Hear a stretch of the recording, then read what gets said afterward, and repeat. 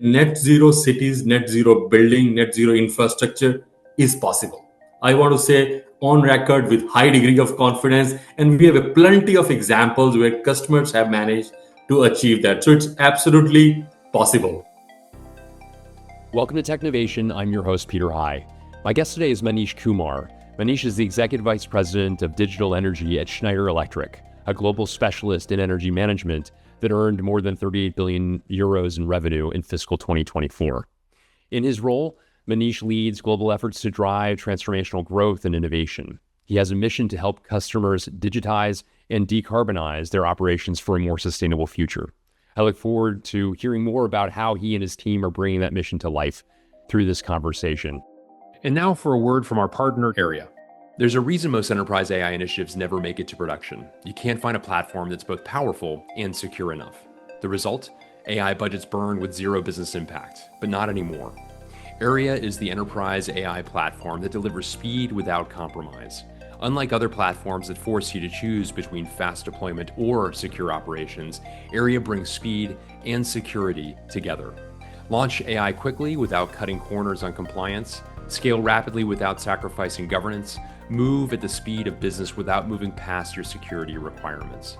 Fortune 500 companies across finance, healthcare, retail, legal, and more choose Airia because they deliver what seemed impossible. Enterprise AI that's fast enough to beat the competition and secure enough to protect your most sensitive data. Ready for AI at full speed with zero compromise? Visit Airia.com to see the platform in action. That's AIRIA.com. Simplify enterprise AI. And now on to the interview. Manish, welcome to Technovation. It's great to speak with you today. Thank you, Peter, for inviting me to this very important topic on your podcast. Looking forward. I am as well. Well, let's begin with the business that you help lead. You are a member of the executive team at Schneider Electric. Can you describe the business you're in, please?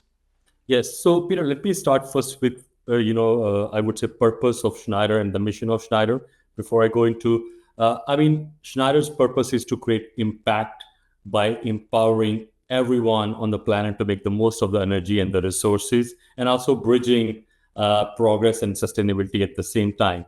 And our mission is to be the trusted partner for digitization, sustainability, and efficiency for our clients. So that's kind of the overarching. And Schneider is organized around two businesses: energy management and industrial automation. Energy management is primarily responsible for providing end-to-end digital solutions to help customers achieve their decarbonization goals, resiliency, and operational efficiency. Whereas industrial automation is focused on industrial plants and with the same sort of objective of efficiency through optimization of processes.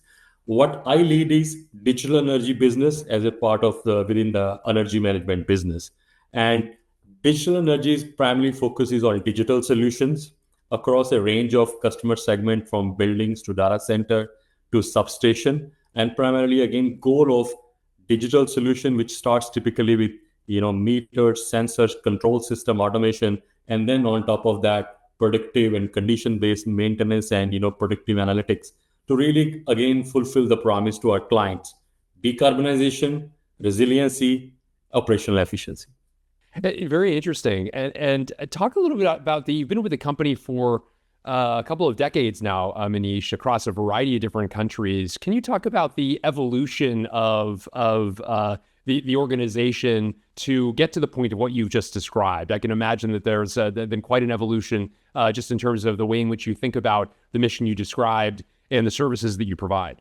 Yeah, it's a very interesting, and given that I have been with the company for over 17 years, it's always good to know that I'm kind of closing, in 2 decades.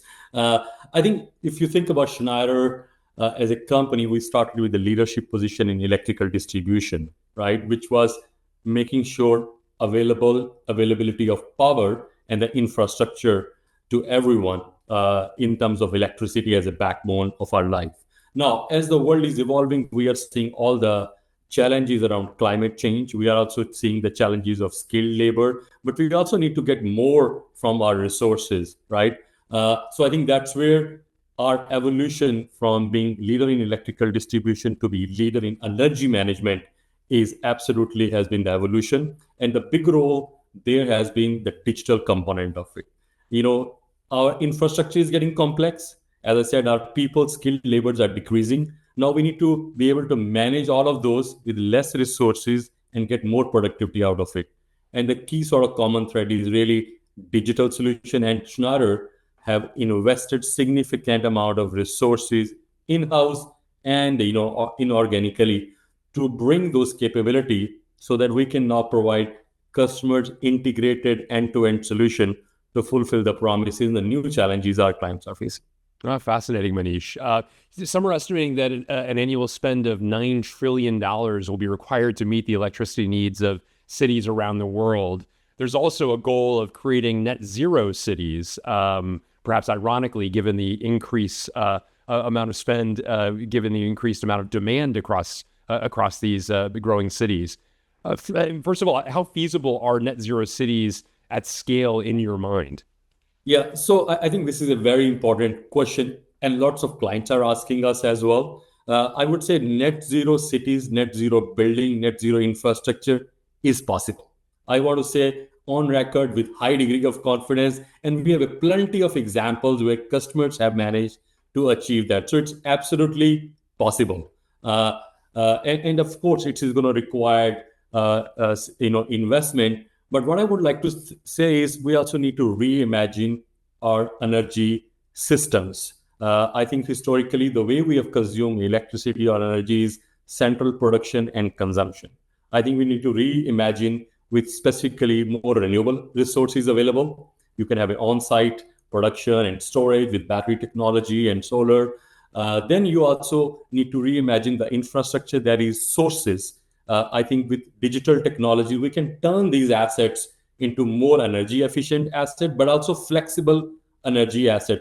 As if you can imagine as a parallel, you have a car that is not being used, you kind of make it available for Uber capacity, right? You can also think about your buildings, which are wired with all the electrical infrastructure, but they can probably be more flexible and interactive with a wider energy system, and they can make some of that capacity available to the broader infrastructure. So I think if we reimagine the energy system differently as a flexible, interactable, and with on-site sort of microgrid type of solution, I think we can achieve net zero much more easily than we think. And I think it will be fulfill the demands of electricity consumption that we think we need in terms of continuous growth of the economy, but at a much more sustainable means. Do you have a sense for the time horizon? We already see the examples of happening that. I think the matter is, I would say the tools are here. We don't need new inventions, radical new inventions to happen to make it. It's much more, I would say, leadership, much more awareness, and then the will to make it happen. We see every year many of the clients are actually embarking those projects, and they are able to achieve these net zero building, net zero sort of infrastructure on a consistent basis. Yeah, very interesting. And do you suppose that it's examples of like building by building in a city, progress being made there that sort of shows the way for how broader investment might expand the impact or success rates of what's happening on a micro scale within a city? Is that a fair sort of idea about that, the means by which progress might happen? And you hit the nail on the right. I think we are always thinking about a building, etc. But I think if we kind of step back, I think the collaboration across these buildings or buildings plus hospital and hotels and community sort of microgrid, I think we can start to reimagine, and that will bring kind of more flexibility and options.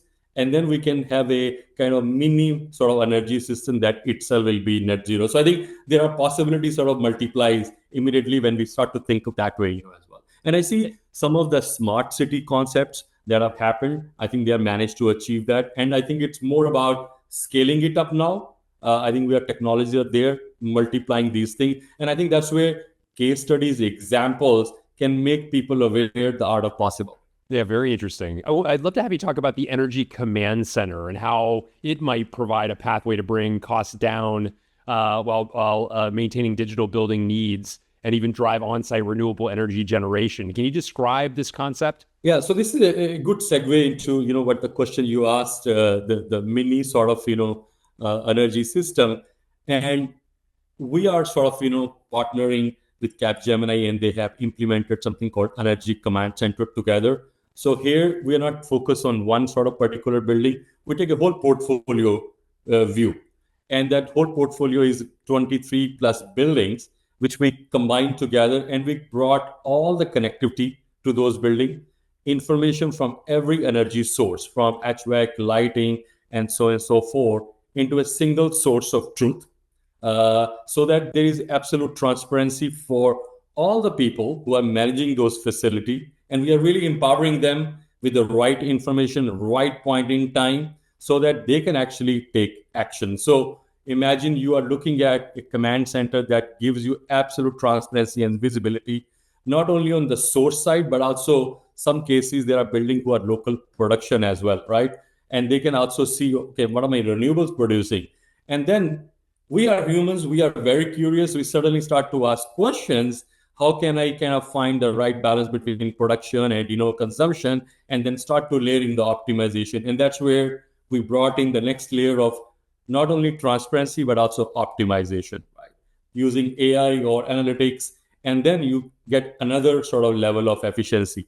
And the third is, now you have this energy command center, it also becomes a single interface for the outside energy system to interact with those energy assets. So they are not anymore building, they are literally energy assets, right?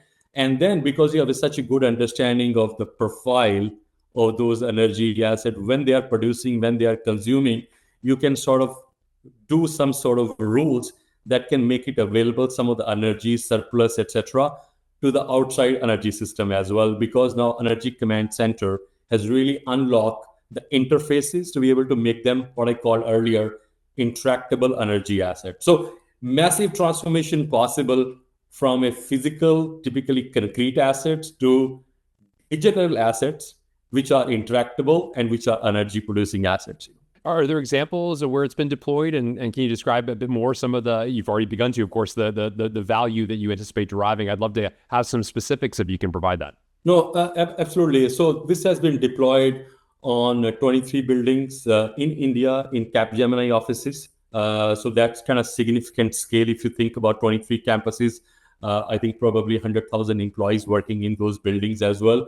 And the impact from transparency, availability of sort of information on energy, optimization, and so on and so forth is already producing very clear and concrete impact. Just to quote some figures, they managed to reduce their energy consumption by 25 gigawatt hours and creating 3 million euro in annual savings. So if you think about it, it's a very, very impactful story and concrete. And the paybacks are also starting to come down, somewhere between 3 to 5 years, you can actually get the saving. And once you have that infrastructure in place, it's an annuity. Every year you're going to get that saving. Very compelling and interesting. You mentioned artificial intelligence a moment ago, and I know that from some material that I read prior to our interview that you've noted that deploying advanced AI-powered infrastructure specific to commercial structures can create what you've referred to as a living, breathing building for occupants. Talk a bit about what you mean by that. Yeah, it's an interesting concept because I think if you think about it as humans, I think my stats might be few percentage here and there off, but generally I think we spend probably upwards of 70% of our time in these infrastructures, right? So our productivity, our experience also is very important, along with obviously energy and sustainability, right?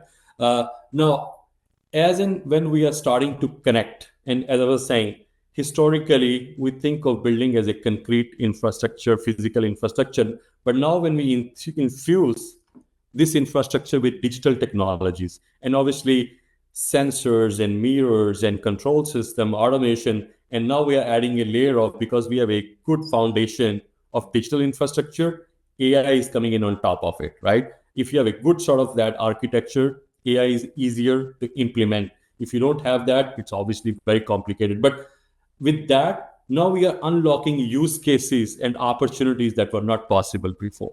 As an example, our Paris office, we are able to sort of, based on the weather forecast and so on and so forth, we are able to shift some of the loads along with that. I know in our another office in Europe, we have like 60,000 data points that are being collected real time continuously, and that is feeding into the engine, AI engine, which is also looking at the solar production and consumption. And then they are able to optimize, also not only optimize, but also looking at some of the resiliency side of the equation as well by taking some of the external parameters. And then I want to come to the softer part of it, which is people, right? We want to have experience in these buildings, amazing experiences. I'm pretty sure you and me as humans, we don't want to go into buildings that doesn't give us a good feel. And specifically post COVID, I think the expectations have increased dramatically.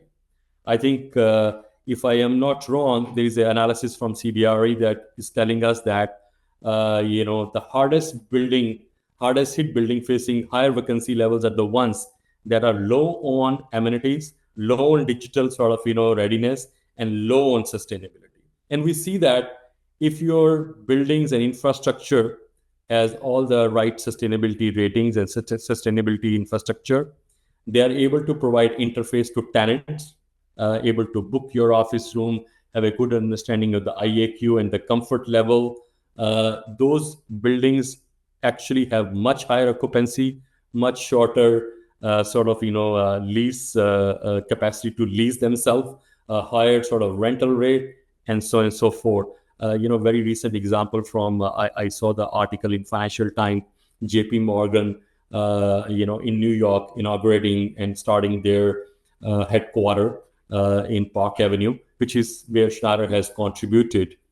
The big part of that is bringing workers back to office, giving them an environment to be collaborate and innovate and bring that next level of productivity, which is still very important, human collaboration.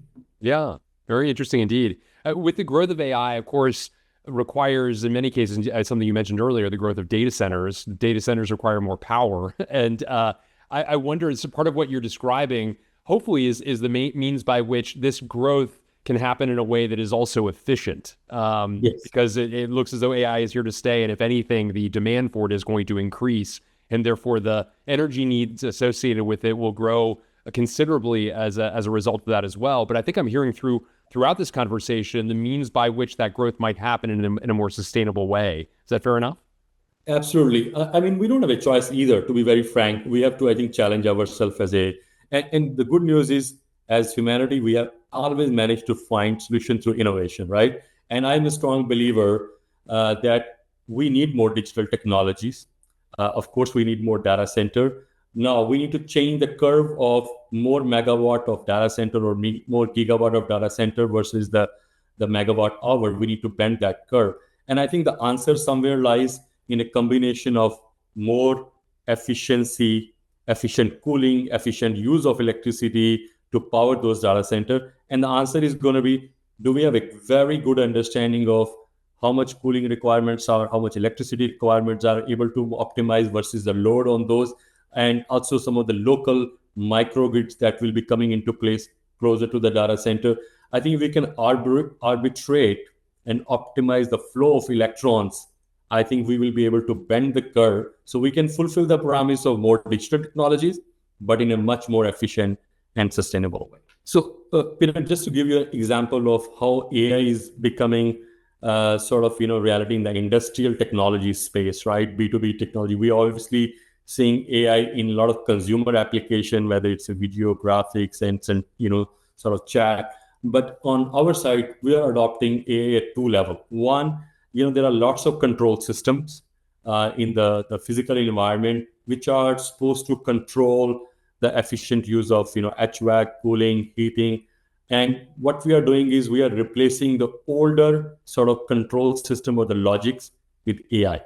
The reason is that AI will be the new brain, which will not only take decision in a traditional way that you are available in this building from 9 a.m. to 5 p.m. and then set the temperature, right? Doesn't matter occupancy changes or not, it's going to be static, right? That's a kind of control system historically or with the, over the period of time level of sophistication. But now with the AI, we are adding external inputs, right? It's like you can integrate the weather data, but you can also anticipate how much is going to be the occupancy, right?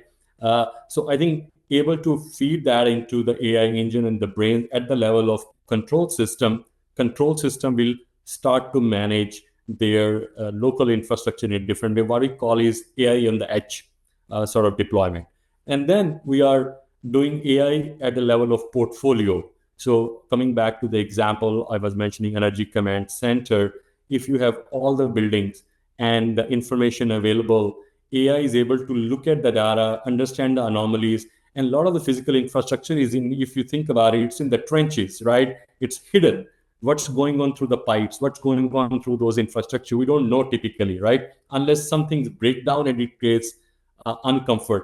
Now AI is able to detect the anomalies and predict some of those things that are working inefficiently, they are broken but not visible. They are able to predict that, and they can cause, I would say, they can bring the benefits both from energy efficiency when we fix that, but also comfort for people, but also some cases prevent outages or break of the infrastructure.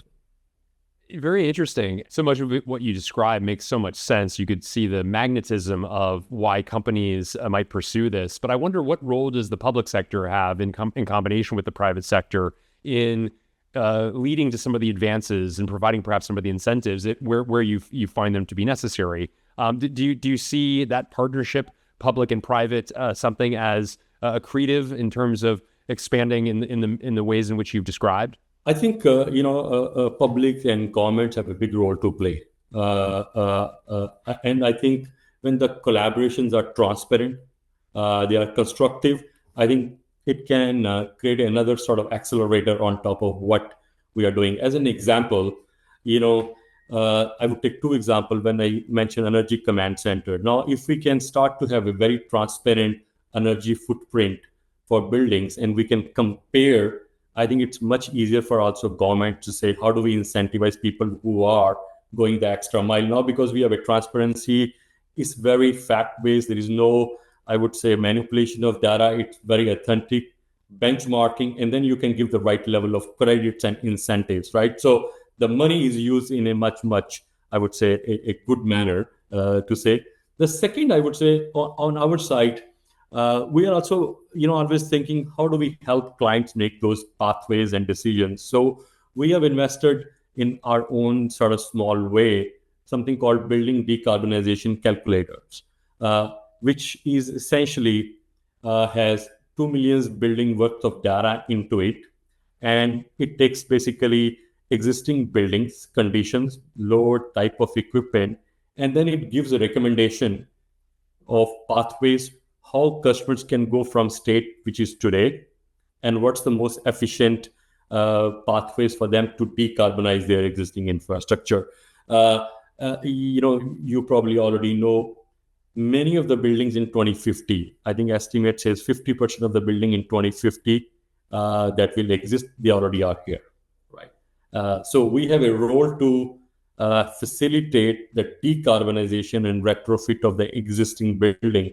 And that's where a tool such as building, sort of decarbonization calculator actually can transparently give pathways and roadmaps for clients to see. And I think the governments can also promote some of those free tools so that there is a mechanism and education and awareness how you can actually get to the goal as well. Yeah, very interesting insights. Thank you for sharing those. I wonder, Manish, given the number of trends we've already discussed and the intersection of those leading to a remarkable vision that you have, what other trends, are there any that we've not fully explored that excite you as you look to the future? What else comes to mind, Manish? I think the trends are here. I think we see them. I think they are accelerating. I would say the 2 or 3 main ones for me is really new energy landscape and more electrification.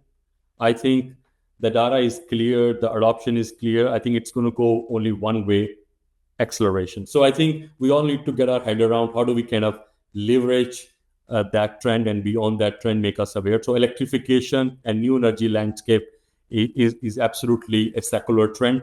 I think the other trend is the power of digital technologies, and AI is a new, I would say, tool, augmenting our existing digital tool sets from IoT, cloud, analytics, and now AI. But I think connecting a lot of our distributed infrastructure in physical environment having good understanding, putting that foundation of single source of truth data, and then empowering the facility managers, the operators, to be able to absolutely make use of that and create that next level of productivity and efficiency.